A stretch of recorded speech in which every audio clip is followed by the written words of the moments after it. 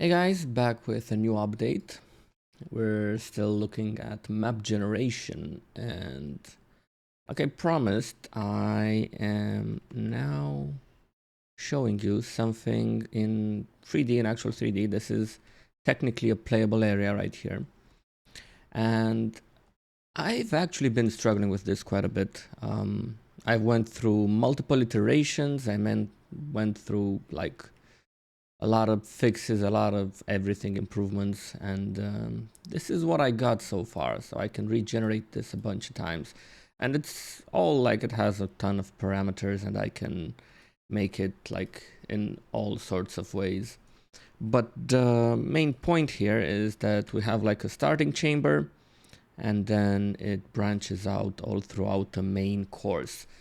Now, there are still even now there are still lots of things that I need to do with this, but I think this is a decent start.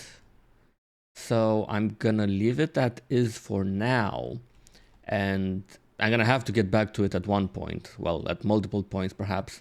I have even now I have lots of things that I want to implement on this generation here, but I feel like it's time to look into some other things, other aspects of the game, and then after I've done a few more elements, then I can come back to this to see how everything ties in together. And well, I think it's a better approach to just do a bit of everything and then improve them along the way so that I can see what needs to go in what direction based on the whole sum of the whole element, the whole elements. Yeah.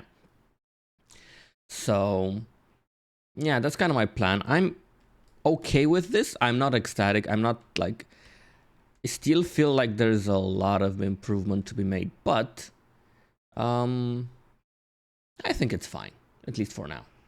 Yeah. I guess that's it for this update.